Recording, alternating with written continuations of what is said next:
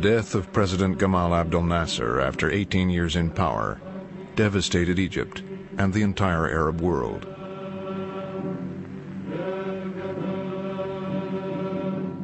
His successor, Vice President Anwar Sadat, was considered little more than a figurehead.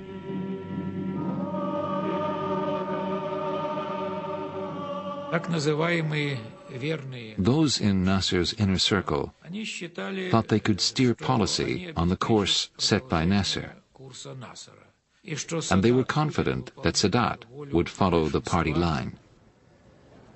The funeral was a grand occasion for the leaders of the Arab states and Nasser's Soviet allies. Nasser had severed relations with America, so the representative from Washington assumed he would be ignored. Then a soldier came into the room, weaving his way through the crowd. Apparently it turned out heading for me. The soldier led Richardson away, out of the sight of the world's press and the watchful eye of the KGB.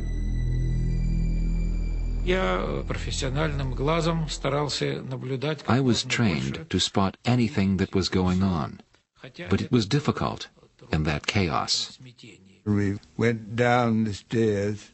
The lower floor was darkened, and propped up in the hospital bed was the man who had just inherited the presidency of Egypt. President Sadat was resting away from the crowds after apparently suffering from heat stroke. He said that he wanted to take advantage of the opportunity to turn a new page in the relationship between our countries. The next day, Sadat put on a show for the American media. Egypt was a Soviet client state. Sadat considered Israel to be an American one. The United States provide Israel from the loaf of bread to the phantom to the even deficit in the budget itself. So it is the vein of life. Vein of life for Israel goes from the United States. Sadat didn't want to negotiate with Israel himself. He wanted the Americans to intervene, to deliver to Egypt the territories lost in 1967. In the 3 years since the war, Israel had established a formidable defense line along the Suez Canal, 70 miles from Cairo. What are you doing? I'm getting ready to blast you Israelis. Why? Because you Israelis occupy our land. The Suez Canal had been closed since 1967. Sadat now told the Americans that if Israel moved back a few miles from the canal, he would reopen it, even to ships trading with Israel. Sadat's proposal followed statements made by Moshe Dayan, Israel's defense minister. Dayan said that the Sinai should eventually be returned to Egypt.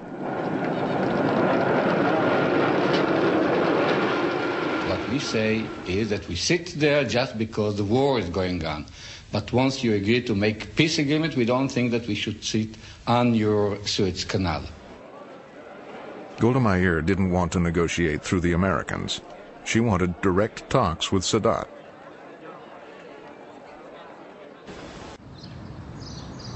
In Washington, President Nixon looked for the right person to urge Sadat's proposal on Golda Meir. He chose Joe Sisko.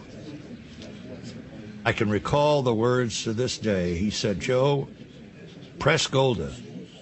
Press her hard, but don't cause a major Donnybrook between Israel and the United States."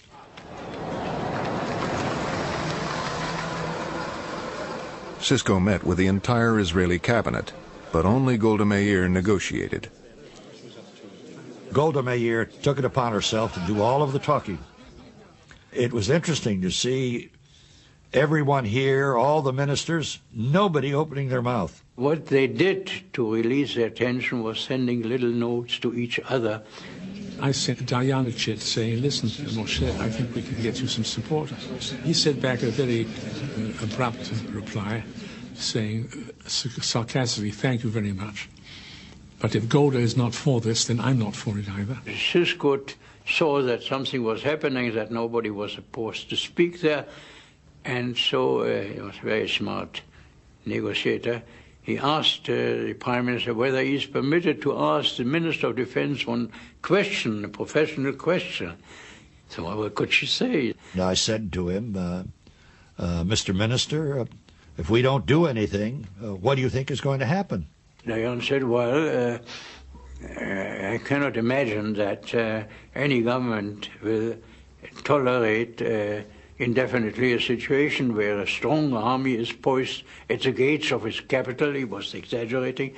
After all, our forces were at a distance of more than 100 kilometers from Cairo, and this will lead to war. Golda Meir still insisted on direct talks. The next day, I walked up with these flowers, rather gingerly, and she said to me, "Oh, Joe, now you're saying it with flowers. It won't do you any good." In Cairo, Israel's rebuff almost brought about the downfall of the man who had proposed the initiative, Anwar Sadat. So he reversed course and tried a tactic more likely to win Arab support. War is now inevitable. Whatever the price, whatever the sacrifice, we will not back down. We will not give up 1 centimeter of Arab land. I thought of Sadat as a character out of Aida. I didn't take him seriously. He kept making grandiloquent pronouncements. He never acted on them. So I, frankly, thought he was bluffing. Kissinger was too preoccupied with the Vietnam War to give the Middle East much attention, even when Sadat made another offer. He wanted Israel to return to the 67 borders, in return for which Egypt would be willing to make peace, which was a big step because no Arab state had as yet ever flatly said that they would make peace.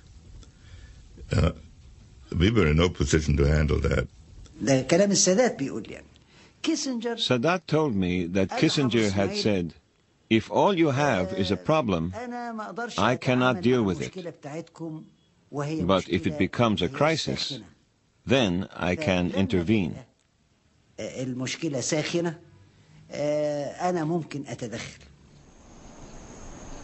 Disappointed with American diplomacy, yet still unwilling to talk to Israel directly, Sadat set out to prepare for war.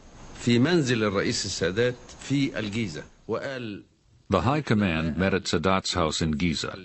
Sadat told us, "There is no hope of a peaceful solution, and I will not surrender to Israel. So our only option is war." He said, "Get me back just 10 centimeters of the Sinai, and I will negotiate a miracle." Sadat then proposed a secret alliance with President Assad of Syria. They agreed to plan a joint attack on Israel.